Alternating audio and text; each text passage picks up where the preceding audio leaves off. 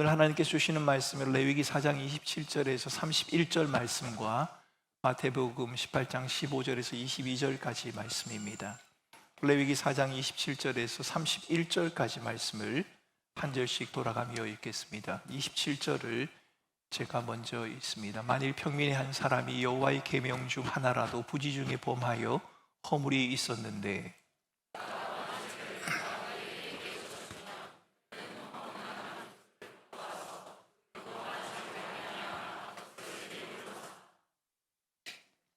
'그 속죄 제물의 머리에 안수하고 그 제물을 번제물을 잡는 곳에서 잡을 것이요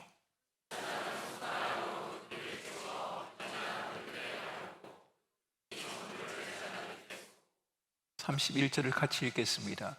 그 모든 기름을 화목 제물의 기름을 떼어낸 것 같이 떼어낸 제단 위에서 불살라 여호와께 향기를 할지니 제사장이 그를 위하여 속죄한즉 그가 사함을 받으리라. 아멘.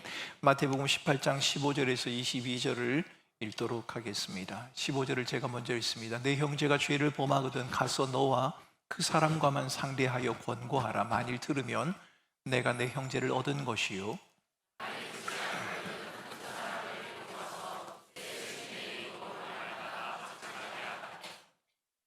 만일 그들의 말도 듣지 않거든 교회의 말하고 교회의 말도 듣지 않거든 이방인과 세리와 같이 여기라.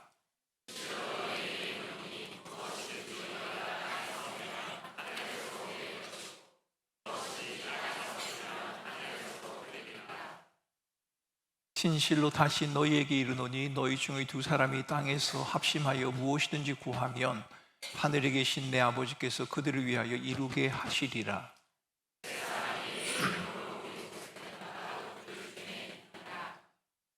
그때 베드로가 나와 이르되 주여 형제가 내게 죄를 범하면 몇 번이나 용서하여 주리이까 7번까지 하오리이까. 예수께서 이르시되 내게 이르노니 7번뿐 아니라 7번을 7번까지라도 할지니라. 아멘. 여러분, 지난주 제가 신방을 마치고 돌아오는 길에 라디오에서 흘러나오는 어느 목사님의 설교를 들은 적이 있습니다. 제가 그 설교 내용을 다 기억하지는 못하지만 설교의 시작 부분은 이런 내용이었습니다. 어느 한 목사님이 계셨습니다. 그런데 그 목사님이 어떤 이유에서인지 모르지만 주체할 수 없는 분노, 화가 나서 욕실 벽을 주먹으로 강하게 쳐버렸답니다. 그러자 얼마나 세게 쳤던지 단단한 벽이 움푹 들어가 버리고 말았답니다. 물론 손도 다쳤겠지요. 그 자국은 그날 밤의 격렬한 감정처럼 벽에 선명하게 남게 되었습니다. 화가 가라앉은 목사님이 후회를 합니다. 그런 행동을 한 자신이 너무 부끄러웠기 때문입니다. 내가 목사인데 조금 참으면 되는데 왜 그랬을까?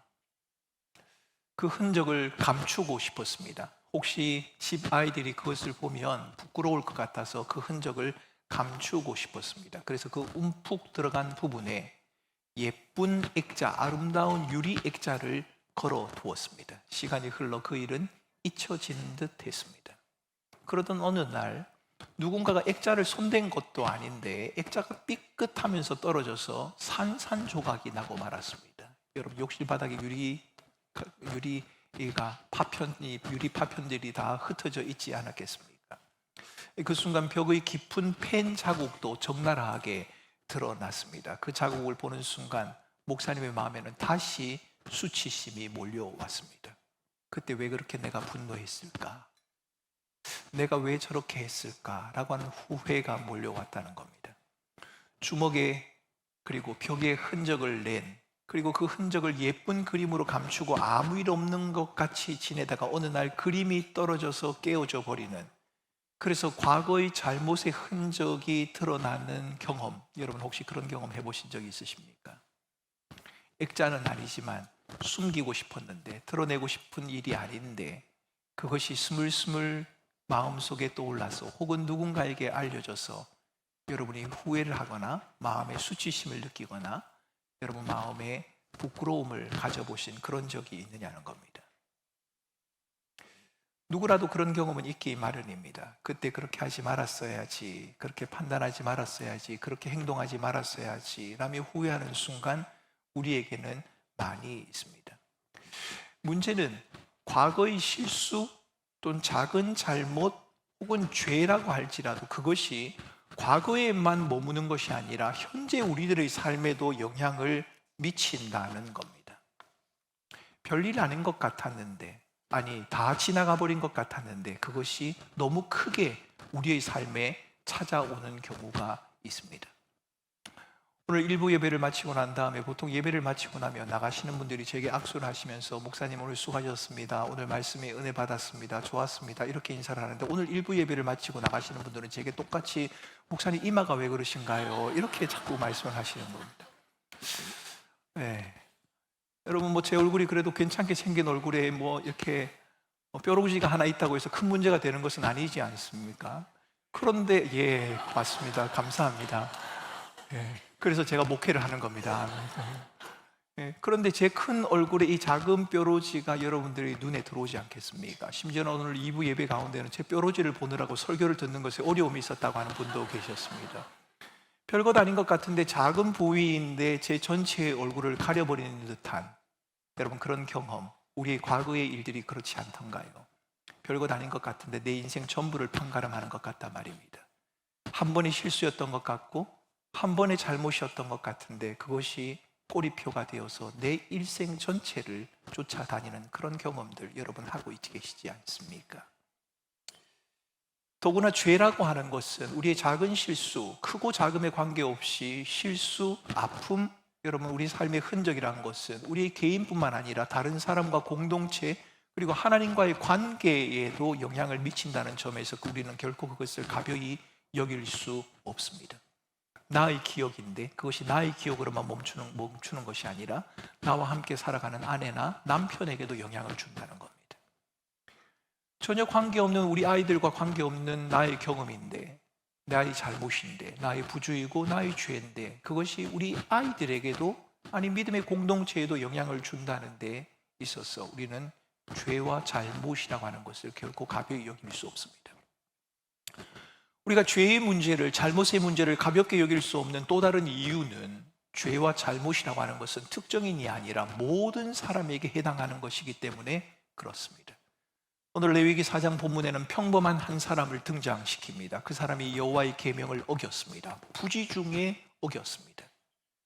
여러분, 부지 중에 잘못을 한 평범한 사람을 왜 등장시키고 있는 것일까요? 죄는 평범한 사람만 짓는 것이라서 그런 겁니까? 아니면 평범한 사람이 지은 죄는 특별한 사람들이 지은 죄보다도 훨씬 더 크기 때문에 그런 것입니까? 그렇지가 않습니다. 4장을 자세히 읽어보면 성경에는 제사장이 지은 죄도 등장하고 이스라엘의 리더인 족장이 지은 죄도 등장을 합니다. 그와 함께 평범한 사람을 등장시키고 있습니다. 제사장, 족장, 평범한 사람 모두가 다 죄를 범할 수 있다는 겁니다. 이들을 등장시키고 있는 이유는 신분이나 출신에 상관없이 죄로부터 자유로운 사람은 아무도 없다는 사실을 우리에게 말하고 있는 겁니다. 여러분, 죄로부터 자유로운 사람은 없습니다. 제사장, 자유롭지 않습니다. 리더인 족장, 그렇지 않습니다. 평범한 사람 모두 다 마찬가지입니다. 레위기 4장은 제사장들이 그릇 행한 것, 지도자인 족장이 그릇 행한 것, 그리고 평민인 한 사람이 부지 중에 지은 죄라도 가만히 내버려 두어서는 안 된다는 사실을 우리에게 말하고 있습니다. 나는 의도하지 않았던 거야 라거나 아니면 그래도 나는 그 사람보다는 낫지 않느냐, 내가 잘못을 하긴 했지만 다른 사람과 비교해 보면 그것은 별것 아니지 않느냐라는 말로 넘어갈 수 없다고 성경은 말을 합니다. 지도자의 죄는 엄벌하고 평민의 죄는 별 영향력이 없으니까 대충 넘어가도 된다? 그렇지 않습니다. 하나님께서는 제사장이나 지도자뿐만 아니라 그저 평범한 삶을 살아가는 우리 모두의 죄까지도 결코 가볍게 취급하지 않으십니다. 부지 중에 설령 내가 의도한 것이 아니라고 할지라도 실수라고 여겨질 정도로 작은 것이라고 할지라도 하나님 앞에서 진지하게 다루어야 한다는 사실을 오늘 본문은 가르쳐주고 있습니다. 왜 우리는 하나님 앞에서 죄의 문제를, 우리의 잘못의 문제를 진지하게 다루어야 합니까? 하나님께서 죄의 문제를 가볍게 여기지 않는 이유가 도대체 어디에 있습니까? 여러분, 같은 죄를 다루면서도 그 사람이 누구냐, 누가 죄를 다루느냐에 따라서 죄인을 대하는, 그 죄와 죄인을 대하는 의도, 목적, 태도가, 자세가 달라지게 됩니다. 수사관이나 검사라고 생각을 해보십시오. 그 수사관과 검사는 증거를 확보해서 그 사람의 죄를 밝혀내고 드러내는 것에 목적을 둘 것입니다. 변호사는요, 그렇지 않을 겁니다. 변호사라면 죄를 다루면서도 정황과 잘못을 한 사람의 형편을 고려해서 어떻게 하면 선처를 베풀 것인가, 선처를 받아낼 것인가 하는 것에 목적을 둔단 말입니다. 그렇다면 하나님은 어떻습니까? 하나님이 우리의 죄와 잘못을 다루는 이유는 무엇입니까? 본문 31절은 죄의 문제를 간과하지 않으시는 하나님의 의도, 그 목적이 어디에 있는지를 분명히 밝힙니다. 그가 사함을 받으리라. 하나님이 죄와 죄인에 대해서 주목하시는 이유는 분명합니다. 하나님은 단순히 죄인인 우리를 비난하거나 정죄하시려고 하는 것이 아닙니다. 하나님은 죄를 드러내어 그를 처벌하거나 멸망시키려고 하는 것에 목적을 둔 것이 아닙니다. 성경은 사함을 받으리라는 사실, 곧 죄사함과 용서라고 하는 사실을 강조하고 있습니다. 죄인을 용서하시고 죄사함을 누리게 하려는 하나님의 계획, 오늘 본문 가운데 보다 구체적으로 등장합니다. 27절과 28절의 말씀은 이렇게 말하지요. 만일 평민의 한 사람이 하나님의 계명 중 하나를 어기면, 그리고 누군가가 그 잘못을 깨닫게 하면, 여러분, 이 평민은 어떤 사람입니까? 죄를 지을 가능성이 있는 사람입니다. 만일이라는 단어가 그것을 말합니다. 죄를 지을 가능성이 얼마든지 있다는 겁니다. 누군가가 그렇게 말하더군요. 죄를 지을 기회가 우리에게 주어지지 않았을 뿐이지, 죄를 지을 기회가 우리에게 주어진다면 누구라도 죄를 지을 가능성이 있다. 틀리지 않은 말일 겁니다. 여러분, 자신이 한 행동을 이 사람은 또 잘 인지하지를 못합니다. 분명히 이 사람은 뭔가를 잘못했습니다. 그런데 그것을 잘못이라고 생각하지 않고 있습니다. 그래서 누군가가 그건 잘못이야 라는 것을 깨닫게 하면 이라고 오늘 성경은 말하고 있습니다. 하나님은 사람의 정체성을 소중히 여기십니다. 내가 누구인가를 아는 것이 중요하다는 것을 가르쳐 줍니다. 여러분은 내가 누구냐라는 질문을 받으면 어떻게 대답하시겠습니까? 어떤 이미지가 먼저 떠오르십니까? 나라가 떠오를 수도 있습니다. 내가 한국 사람입니다, 중국 사람입니다, 미국 사람입니다, 일본 사람입니다. 나라가 떠오를 수도 있겠죠. 직업이 떠오를 수도 있습니다. 여러분의 직위가 떠오를 수도 있습니다. 누가 제게 누구냐고 묻는다면 저는 목사라고 하는 단어를 가장 먼저 떠올릴 겁니다. 제가 목사이기 때문입니다. 가장 먼저 떠올리는 그 이미지, 그것은 아마도 그 사람의 삶을 주도하는 것이다 라고 해도 틀리지 않을 겁니다. 그런데 성경에서는 내가 누구인가, 인간이 누구인가라는 질문에 대하여, 그 정체성에 대하여 어김없이 나오는 대답이 있습니다. 인간은 죄인이라는 겁니다. 성경은 로마서 3장 23절 말씀에 단호하게 말합니다. 모든 사람이 다 죄를 범하였다. 모두가 다 죄인이다. 죄를 도덕적인 잘못이나 특정한 행동의 문제만으로 여기는 사람에게는 모든 사람이 죄인이라고 하는 이 하나님의 말씀이 별로 와닿지 않을 겁니다. 부당하게 느껴질 수 있습니다. 나는 도덕적인데요, 나는 착하게 사는데요, 법을 지키려고 하는데 왜 나를 죄인이라고 말합니까? 라고 말하지 않겠습니까? 다른 사람과 비교해서 비교적 괜찮은 사람이라고 여긴다면 그 사람은 더 그럴 겁니다. 나는 괜찮은 사람인데요, 법 없이도 살 수 있는 사람인데 왜 내가 죄인입니까? 라고 말입니다. 그런데 죄의 본질이 내가 무슨 잘못을 하느냐 하는 것이 아니라 인간의 근본적인 상태를 말하는 것이라면, 인간의 소망 없음과 하나님과의 관계의 단절을 의미하는 것이라면 어떻겠습니까? 아무리 노력해도 결국은 죽음과 절망, 멸망에 이를 수밖에 없는 존재라는 사실을 드러내는 것, 하나님 없이 살아가는 인간의 한계와 자기중심성을 의미하는 단어가 바로 죄라면 말입니다. 저는 도덕적인 잘못이나 법적인 위반 혹은 정신적인 병리 현상이 가져오는 일탈을 죄라고 부르는 것을 틀렸다라고 생각하지는 않습니다. 하지만 그것이 성경이 말하는 죄의 본질을 말하는 데는 부족하다라고 말씀드리고 싶습니다. 성경은 죄의 본질이 단순한 행동의 문제가 아니라고 말합니다. 자기 자신이 하나님의 행세를 하려는 자기중심성, 이 자기중심성이 하나님과의 관계를 왜곡하는 것, 하나님과의 관계를 깨어버리는 것, 이것이 바로 죄의 본질이다라고 성경은 가르칩니다. 여러분, 탕자가 왜 탕자일까요? 집을 나갔으니까 탕자일까요? 아닙니다. 자신의 인생은 자기의 것이라고 생각했기 때문에 탕자인 겁니다. 그러기에 성경에 나오는 탕자는 두 명입니다. 집을 나가 자신의 인생을 자기의 것이라 생각하는 그 사람도 탕자이고, 아버지와 함께 있으면서도 자기의 삶은 자기의 것이라고 고집하고 있는 그 큰아들도 탕자인 겁니다. 여러분, 죄는 행위의 문제가 아닙니다. 자기중심적이며 스스로 하나님 행세하려는 죄의 본질, 여러분, 이 죄의 본질은 우리로 하여금 구체적인 잘못된 행동을 하게 합니다. 불순종하게 하고 도덕적이고 윤리적인 문제로 드러나게 됩니다. 그러니까 잘못을 했기 때문에 우리가 죄인이 아니라 죄인이기 때문에 잘못을 하는 겁니다. 여기서 우리는 미국 정신과 의사인 스캇백 박사가 지은 거짓의 사람들이라는 책에서 언급하는 내용을 주목할 필요가 있습니다. 스캇백 박사는 거짓의 사람들이라는 책에서 이렇게 말합니다. 악한 사람들의 핵심적인 결함은 죄에 있는 것이 아니라 죄를 인정하는 것을 거부하는 마음에 있다. 그렇습니다. 우리가 죄인이라는 사실을 알고 인정하는 것 매우 중요합니다. 우리는 하나님을 떠나 스스로 주인 행세하려는 자들이요, 죄와 죽음의 절망 앞에서 아무것도 할 수 없는 죄인이라고 하는 사실을 인정하는 것, 여러분, 이것이 죄인된 우리 자신과 죄된 행위를 정당하게 다루는 출발점이 됩니다. 여러분, 사람들에게 당신은 죄인입니다라는 사실을 어떻게 증명할 수 있다고 생각하십니까? 도둑질 하신 적이 있죠? 거짓말한 적이 있죠? 속인 적이 있죠? 이런 행위를 통해 여러분 죄를 드러낼 수 있다고 생각하십니까? 불가능할 겁니다. 상대적이니까요. 여러분, 인간이 죄인이라고 하는 명백한 증거가 있습니다. 그것은 바로 죽음입니다. 죽음의 절망 앞에서 자유로운 사람은 아무도 없습니다. 제사장도, 족장도, 평민도 그 누구도 예외가 아닙니다. 죄의 근본적인 문제가 단순한 도덕적인 실패나 규칙 위반이 아니라 하나님보다 더 중요한 것을, 하나님보다 중요하게 여기는 것을 마음에 두는 것, 그것과 연관이 되어 있다면 죄인된 우리의 상태와 우리가 범하는 모든 잘못, 여러분, 이것은 하나님과의 관계에서 해결해야 하는 겁니다.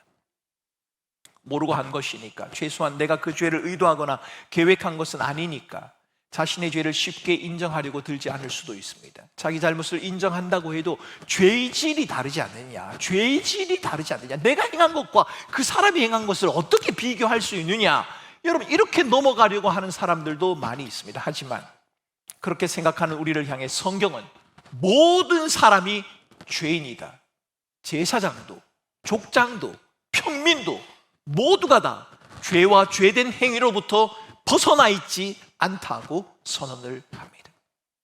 스캇백 박사가 말하고 오늘 본문이 밝히는 것처럼 우리는 근본적으로 죄인이요, 죄로부터 자유롭지 못한다는 사실을 인정해야 합니다. 오늘 이 자리에 앉아 계신 모든 분들이 참 근사하신 분들이 많습니다. 그런데 안타깝게도 우리 모두는 다 죄인입니다. 죄와 죄인됨을 인정하는 것이 중요하지만 인정하는 그것만으로는 충분하지 않습니다. 오늘 본문을 보십시오. 하나님은 죄를 지은 평민이 속죄제를 드리도록 명령을 합니다. 죄를 지은 자가 속죄 제물인 암염소의 머리에 안수를 합니다. 그리고 그 제물을 잡아 피를 제단 뿔에 바르고, 그리고 그 모든 피를 제단 밑에 쏟아냅니다. 기름을 불살라 여호와에게 향기로운 냄새가 되게 하는 제사를 드립니다. 여러분, 좀 이상하지 않습니까? 죄는 사람이 지었습니다. 그런데 왜 염소가 죽어야 합니까? 죄를 지은 사람이 죽어야지, 왜 죄를 사람이 지었는데 죄를 짓지 않은 염소가 죽어야 하는 겁니까? 여러분, 이 장면에 대해서 어떻게 생각하십니까? 이것은 단순한 의례적인 종교적인 절차가 아닙니다. 여기에는 두 가지 중요한 의미가 내포되어져 있습니다. 한 가지는 인간은 스스로 그 어떤 노력이나 선행으로도 죄의 문제를 해결할 수 없다는 사실, 또 다른 한 가지는 하나님께서 죄의 대가를 지불하는 방법을 친히 정하셨다는 사실입니다. 성경이 모든 사람이 죄인이라고 선언한 그 말의 의미는 누가 좀 더 나쁘고 누가 좀 더 착하냐를 비교해서 말하는 것이 아닙니다.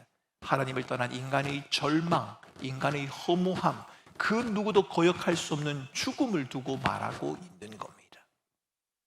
착하게 살고 바르게 살고 성실하고 정직하게 살아야 한다, 맞는 말입니다. 그리스도인들도 그렇게 애를 써야 합니다.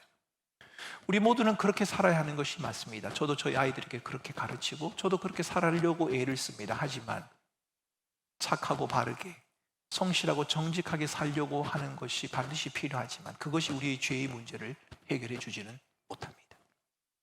죄로 인해 우리에게 찾아온 죽음의 문제를, 죄와 죽음의 문제를, 죄와 죽음의 절망이라고 하는 그 문제를 넘어서게 할 수는 없다는 겁니다. 하나님과의 깨어진 관계 역시도 우리의 힘으로 회복할 수 없습니다. 그런데 하나님께서 그 길을 열어주셨습니다. 죄는 반드시 대가를 치러야 하고, 죄의 삭은 사망인데 하나님께서 흠없는 짐승을 통해 그 대가를 치르게 하신 겁니다. 죄인이 자신의 죄를 그 제물인 짐승에게 전가를 합니다. 안수한다고 하지 않습니까? 나의 죄를 그 짐승에게. 제물이 죄인 대신 죽임을 당하지 않습니까? 피 흘림을 당한단 말입니다. 죄의 대가가 치러지고 하나님과의 관계가 다시 회복될 수 있는 그 길을 오늘 본문을 통해 주님은 열어주고 계십니다.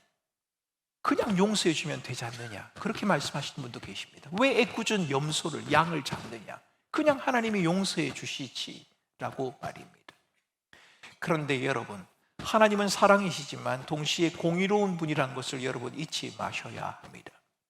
하나님이 죄를 그냥 용서하시면 하나님은 더 이상 의로운 재판장이 될 수 없습니다. 왜요? 죄의 결과는 죽음이니까요. 하나님의 사랑은 공의를 무시하지 않으시고 오히려 그 공의를 이루시며 사랑을 완성하셨습니다. 그것이 바로 대속의 죽음입니다. 죄인을 대신하여 짐승이 죽는 십자가의 사건이 바로 그것을 우리에게 말해주는 겁니다. 하나님이 왜 그렇게 하십니까? 죄를 지은 것은 인간인데 왜 인간에게 죄값을 치르지 아니하시고 대신 그 값을 치르려고 하십니까? 길에서 발을 다친 아이가 있었습니다. 그리고 그 아이가 지나가는 사람들에게 저를 좀 도와주세요. 제가 이 횡단보도를 건너야 하는데 제가 다리를 다쳐서 건널 수가 없습니다. 저를 좀 도와주세요 라고 요청하는 유튜브 영상을 본 적이 있습니다. 아마도 사회적 실험이 아니었나 싶습니다. 그런데 길을 가던 청년이 이 어린 아이 학생의 청을 듣고는 그를 업었습니다. 그리고 길을 건너는 것을 도와주었습니다. 업힌 아이가 길을 건너는 중에 이 청년에게 묻습니다. 아저씨는 왜 저를 도와주세요? 그러자 청년은 이렇게 말합니다. 내가 다쳤으니까 내가 너를 돕는 거지. 죄를 지은 사람을 대신해서 짐승이 죽임을 당하는, 그래서 죄 지은 자를 용서하는 그 장면에서 우리는 하나님에게 왜 이렇게 하시는 거지요? 죄는 사람이 지었는데 왜 염소가 죽어야 하는 거지요? 라고 묻는다면 하나님은 아마 이렇게 대답하실 겁니다. 내가 죄인이니까, 그 죄의 문제를 내가 해결할 수 없으니까, 그리고 내가 너를 만들었으니까, 그리고 내가 너를 사랑하니까. 하나님은 그렇게 대답하실 거란 말입니다. 사랑하는 성도 여러분, 하나님은 우리의 죄를 위하여 값을 치르셨습니다. 하나님을 떠나 스스로 주인 행세하는 우리를 불쌍히 여기시고 참고 인내하심으로 우리에게 긍휼과 자비를 베푸셨습니다. 그런데 이 레위기의 제사는 완전하지가 않습니다. 동물의 피를 흘려 죄를 덮을 수는 있었지만 그 죄를 완전히 없애거나 인간의 본질을 변화시키지는 못합니다. 그 염소의 피가 말입니다. 그래서 이스라엘 백성들은 죄를 지을 때마다 해마다 혹은 매일마다 제사를 드려야 했습니다. 제사장이 스스로를 위해 피를 흘려야 했고 온 회중과 족장, 평민 모두 자신이 죄를 위해 제사를 드려야 했습니다. 매번 그렇게 해야 했습니다. 그러나 이제는 아닙니다. 어린 양 되신 예수 그리스도께서 단번에 흠없고 죄 없으신 몸으로 우리를 위한 대속 제물이 되셨다고 성경은 말합니다.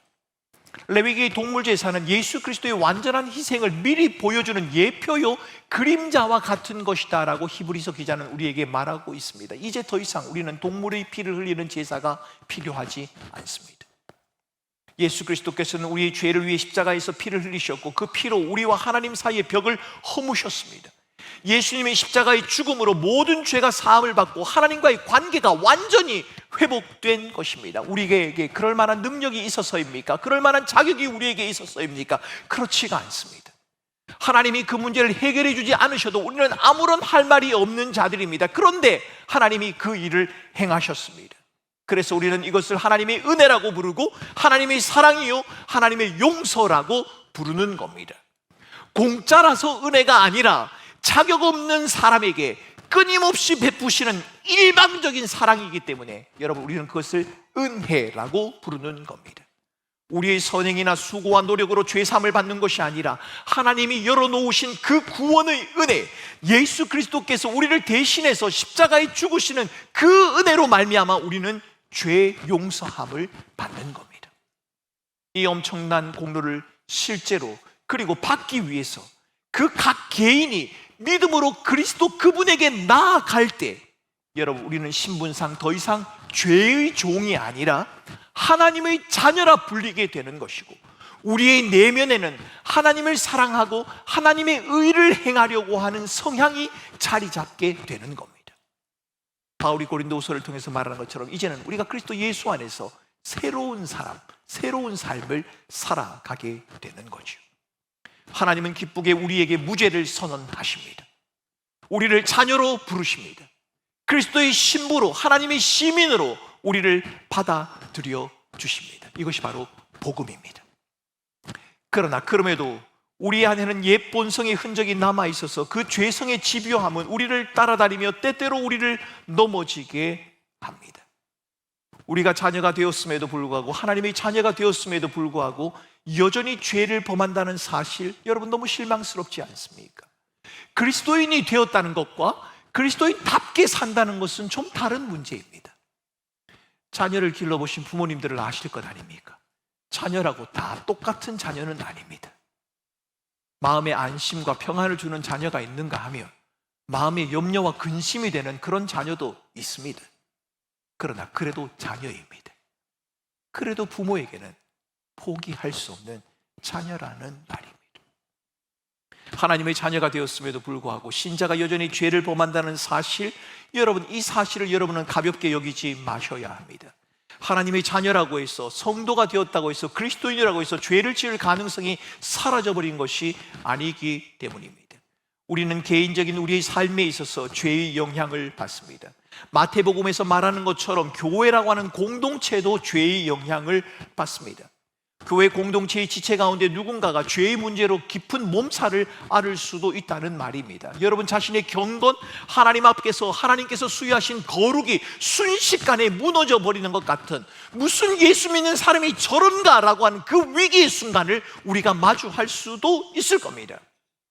그럴 때 우리는 여전히 죄를 지을 수 있지만 그 죄를 하나님 앞에 숨기려 하지 말고 그리스도께서 내 죄를 대신 감당하셨다는 사실을 믿음으로 고백하고 하나님께로 돌이키려고 하는 마음의 표현을 우리는 계속해서 유지해 나가야 하는 겁니다. 왜요? 죄는 행위 이전에 하나님과의 관계의 문제이기 때문입니다. 하나님께서 죄의 문제를 무겁게 다루시는 것은 우리로 하여금 고행을 하라고 떠미는 것도 아니고 우리를 괴롭히시는 것도 아닙니다. 죄에 대한 주님의 지적은 세상에서 가장 달콤한 소리이며 부드러운 음성일 수 있습니다. 왜요? 우리 구주께서 십자가와 부활을 통해 우리의 죄를 이미 사하셨고 우리를 의롭다고 선포하셨기 때문입니다. 그래서 주님은 우리에게 말씀하십니다. 너희 죄를 다 사하였고 너를 의롭다고 하였으니 이제 더 이상 죄에 빠져들지 말고 내게로 와서 나와 함께 하나님의 은혜로운 교제를 누리자꾸나 라고 주님은 우리를 초대하시는 겁니다. 혹시 신앙생활 하시는 우리 성도들 가운데 하나님께서 우리에게 요구하시는 것들이 너무 무겁다라고 느끼시는 분들이 계실 겁니다. 여러분, 그것은 믿음이 없어서가 아니라 여러분들이 복음을 오해해서 그런 겁니다. 사랑하면 못할 것도 감당해낼 수 있는 것 아닙니까? 하나님이 우리에게 요구하시는 것은 무겁지 않다라고 말씀하시지 않습니까? 그 이유가 무엇일까요? 하나님 우리를 사랑하시기 때문입니다. 그 사랑의 초대를 우리에게 하고 있는 겁니다. 나와 함께 그 사랑의 길로, 그 사랑의 교제로 나와 함께 나아가자고 주님이 말씀하십니다. 혹 죄에 빠졌을 때 우리는 그 죄책감에 눌려 신분을 잃어버린 것처럼, 다 망가져버린 것처럼 생각할 수도 있을 겁니다. 그런데 아닙니다. 은혜의 보좌 앞에 담대히 나아가 예수 그리스도의 이름으로 용서를 구하고 그 은혜 안에서 다시 일어서며 하나님을 향한 신뢰와 감사로 살아갈 수 있는 그 이유, 여러분, 그 이유는 우리의 죄를 사하시는 그 힘과 능력이 우리의 공로 때문에 주어진 것이 아니라 하나님의 은혜로 말미암았기 때문입니다. 여러분, 혹시 벽에 패인 자국처럼 죄의 흔적을 가지고 살아가는 분이 계십니까? 죄라고는 말하기까지는 그렇지만 나의 잘못, 나의 어떤 그릇된 성향, 그런 부분들 때문에 그것만 생각하면 벽을 친 목사가 벽에 패인 그 자국을 바라보며 수치를 느끼는 것처럼 혹시 여러분에게도 그런 삶의 흔적이 있으십니까? 그런 분에게 이렇게 말씀드리고 싶습니다. 우리를 용서하신 하나님의 사랑과 은혜, 하나님의 임재와 동행 속에서 하나님의 뜻을 따라 살아가는 거룩한 길이 여러분에게 여전히 열려져 있습니다. 하나님은 우리를 포기하지 않으십니다. 우리는 개인의 삶의 영역뿐만 아니라 공동체 안에서도 죄와 갈등이 발생했을 때 하나님의 은혜와 사랑을 잊지 말아야 합니다. 우리 개인에게도 그러해야 하지만 공동체 안에서도 그러해야 합니다. 상대의 죄와 잘못에 대해 함부로 말하거나 단정짓지 말아야 하고, 단계적인 과정을 통해 공동체가 질서를 유지하면서도 하나님의 은혜와 사랑이 기대하는 회복과 용서를 추구해야 합니다. 여러분, 오늘 우리는 마태복음의 본문을 읽었습니다. 이 마태복음의 본문은 한 사람이 기도하는 것보다 두세 사람이 기도하면 기도가 더 힘이 있다는 기도에 대해서 가르쳐주는 본문이 아니라, 공동체 안에서 용서의 문제가 생겼을 때 그 문제를 어떻게 다루어야 할 것인가 하는, 좀 어려운 말로 말하면 권징에 대한, 징계에 대한 내용을 담고 있는 본문입니다. 두세 사람의 증인을 요구하는 것은 그것이 합법적인 절차의 과정이기 때문에 그렇다는 겁니다. 사랑하는 성도 여러분, 교회라고 하는 공동체 안에서, 또 여러분이 속하는 어떤 공동체 안에서 여러분이 생각하고 느끼는 것을 전부라고 여기지 마시기 바랍니다. 내가 생각하는 것이 전부라고 여기기 위해선 최소한 두세 사람의 증인이 필요한 법입니다. 특별히 다른 사람에 대해서 우리가 무슨 말을 할 때 내가 경험하고 겪은 것이 그 사람의 전부라고 생각하는 것은 지극히 위험한 생각이 될 수 있습니다. 그래서 오늘 성경이 그렇게 말하지 않습니까? 한 사람이 잘못한 것이 보이면 내가 가서 말을 하고, 그래 듣지 않으면 두세 사람을 가지고 데려가서 말을 하고, 그래도 듣지 않으면 교회가 말을 하고, 그래도 듣지 않으면 그 사람을 이방인처럼 세리처럼 그냥 내버려 두라고 그렇게 말하지 않습니까? 70번씩 7번이라도 용서하라. 여러분, 이것은 단순히 감정적으로 수용을 하라는 말이 아닙니다. 반복적으로 보복을 포기하라는 결단을 우리에게 요구하고 있는 겁니다. 용서, 여러분, 이 용서는 감정의 영역이 아닙니다. 용서는 감정의 영역이 아니라 법적인 선언에 해당되는 겁니다. 받은 대로 내가 보복하지 않겠다는 결단, 여러분, 이것이 바로 용서의 표현입니다. 교회 공동체라고 해도 모든 사람과 동일한 관계를 유지하는 것이 거의 불가능하다는 것, 여러분, 저는 잘 압니다. 목회자로서, 설교자로서 여러분에게 서로를 사랑하세요, 모두를 다 동일하게 사랑하세요 라고 그렇게 말하지만 그게 안 된다는 것, 여러분 잘 알고 있습니다. 아마 여러분에게는 불편한 사람도 있지 않겠습니까? 여러분에게 상처와 피해를 준 사람, 그런 사람도 있을 겁니다. 저는 여러분에게 그런 분들과 사이좋게 아무 일도 없었던 것처럼 지내라 그렇게 말씀드리려고 하는 게 아닙니다. 그럴 수 있다면야 얼마나 좋겠습니까? 만 그렇지 못하더라도, 그렇게 할 수는 없더라도 내게 해준 대로 반드시 갚아줄 거다 라고 하는 그 마음은 내려놓으라고 말씀드리고 싶습니다. 왜요? 그게 용서의 핵심이기 때문입니다. 용서는 감정적으로 상대를 완전히 받아들이거나 친밀감을 즉각적으로 회복하는 게 아닙니다. 상처와 피해에 대해 더 이상 보복하지 않기로 결단하는 행위, 여러분, 이게 바로 용서입니다. 그래, 네가 나한테 그랬으니 나도 그대로 갚아주마, 이 마음을 내려놓는 게 용서라는 겁니다. 그러기에 여러분, 용서는 일방적인 결단입니다. 성도들이 제게 이렇게 물을 때가 있습니다. 목사님, 잘못을 범한 그 사람은 잘못을 깨닫지 않습니다. 그런데 내가 용서를 해야 합니까? 용서해야 합니다. 왜요? 여러분, 주님께서 여러분의 우리의 죄를 용서할 때 여러분은 죄를 깨달으셨습니까? 아니요. 우리는 스스로 하나님이라고 의롭다고 생각하는 그때 주님은 이미 용서를 선언하신 겁니다. 용서는 일방적인 결단이요 선언입니다. 화해와는 좀 다릅니다. 화해는 쌍방적인 관계의 회복을 의미합니다. 그래서 여러분, 용서해도 관계가 화해를 이루지 못할 수 있습니다. 용서하고 화해를 이루는 데는 시간이 좀 걸릴 수 있습니다. 오래 갈 수도 있습니다. 그런데 화해를 이루기 위한 그 오랜 기간 속에 우리의 마음에는 불편함을 감수해야 합니다. 내게 잘못한 그 사람에 대한 불편함이 아니라 하나님께서 나를 대한 것처럼 그 사람을 대할 수 없는 우리의 한계에 대한 불편함이어야 하고, 여전히 우리의 마음속에서 작동하고 있는 죄성과 연약함에 대한 불편함이어야 한다는 겁니다. 사랑하는 성도 여러분, 저는 우리 교회 성도들이 서로 간에 가능하면 다투는 일이 없었으면 좋겠습니다. 그런데 만약 다투거나 마음이 불편하더라도 그대로 갚아주겠다는 마음만큼은 여러분 내려놓으시기 바랍니다. 화해가 당장 어려워서 불편한 상태로 예배에 임한다 하더라도 그 불편함이 그 사람의 얼굴을 보는 것 때문에 당하는 불편함이 아니라, 하나님이 그럼에도 불구하고 나를 용서하셨는데, 나를 사랑하셨는데, 나를 용납하셨는데 그렇게 하지 못하는 것에 대한 불편함이었으면 좋겠고, 하나님이 나를 대한 것 같은 그 마음으로 내가 믿음으로 살아야 하는데 여전히 죄성이 나를 이끌어서 육신의 본능을 따라 살아가도록 하는 나 자신의 비참함에 대한 그런 안타까움이 우리에게 있었으면 좋겠다는 말입니다. 용서, 여러분, 그 근본적인 동기는 하나님이 우리를 용서하신 것입니다. 우리가 용서받을 수 있는 힘, 우리가 용서할 수 있는 그 힘이 어디에서 비롯되는 것입니까?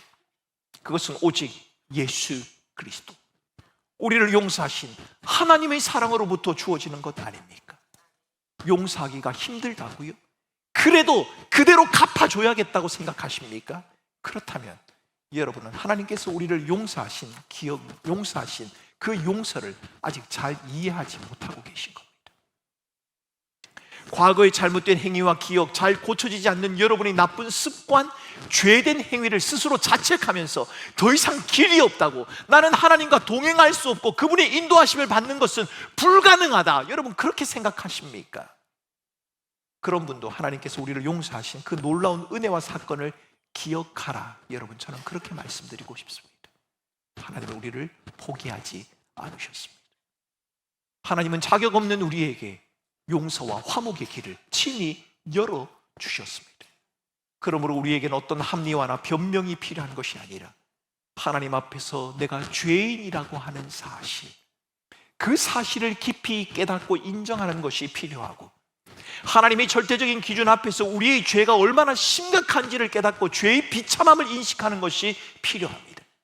우리의 죄가 아무리 크다 할지라도 예수 그리스도께서 십자가에 흘리신 보혈은 우리의 모든 죄를 씻을 능력이 있다는 사실을 믿고 그 십자가 앞에 나가 우리의 죄를 고백하며 용서를 구하는 것, 아니 우리를 이미 용서하신 하나님의 사랑을 용납하는 것, 여러분 그것이 우리에게 필요하다는 말입니다. 죄로 인해 망가진 우리 마음이 치유되고 회복되기를 하나님 앞에 그래서 우리는 간절히 구해야 하고, 무너진 우리 내면의 온전한 회복을 위해서도 기도해야 하고, 하나님과의 관계가 회복되고 그분 안에서 진정한 기쁨을 누릴 수 있도록 위해서도 우리는 기도해야 합니다. 왜요? 하나님께서 죄 용서함을, 죄 사함의 길을 열어주셨기 때문입니다. 사랑하는 성도 여러분, 우리는 이렇게 회개와 용서의 반복 속에서 더 하나님 앞에 더 가까이 나아가는 겁니다. 거룩은 완벽한 결과가 아니라 실패와 회복을 반복하는 과정에서 자라가는 열매이다. 여러분, 이 사실을 잊지 마시기 바랍니다. 잘못을 범한 여러분을 너무 정죄하지 마시기 바랍니다. 그리스도께서 우리를 용서하셨으니까요. 그렇다고 여러분의 죄를 너무 가벼이 여기지도 마시기 바랍니다. 왜요? 그 죄를 위하여 주님이 죽으셨으니까요. 우리의 죄를 사하신 예수 그리스도의 은혜, 그 죄 사함의 은혜를 기억하며 이번 한 주간을 믿음으로 살아가시기 바랍니다. 주님이 우리를 사랑하시고 우리를 용서하시며 우리를 용납하시고 우리를 인도하십니다. 이 인도하심을 따라 이번 한 주간의 삶을 살아가는 우리 사랑하는 성도들 되실 수 있기를 주님의 이름으로 축원합니다. 우리 자신을 용납하고 우리의 연약과 부족을 딛고 일어설 수 있는 힘, 다른 사람을 용서하기로 결단하고 불편하고 힘든 가운데서도 여전히 하나님을 섬길 수 있는 그 힘과 동기, 여러분 그것은 우리의 결심과 결단이 아니라 우리의 죄를 사하시고 우리를 용서하시고 우리를 찾아와 주신 하나님의 은혜와 사랑입니다. 하나님, 내가 그 은혜와 사랑을 힘입어 이번 한 주간을 살 수 있도록 주님 도와주시고 인도하여 주시옵소서. 하나님의 은혜로 죄로 망가진 우리의 마음이 회복되게 하시고 죄로 인하여 망가져버린 가족의 관계가 회복될 수 있도록 도와주시고 죄로 인하여 망가져버린 사람들과의 관계가 하나님의 은혜로 회복될 수 있도록 도와주시고 인도하여 주시옵소서. 합심해서 함께 기도하겠습니다. 함께 기도합니다. 존귀하신 하나님 아버지, 하나님께서 우리를 사랑하시고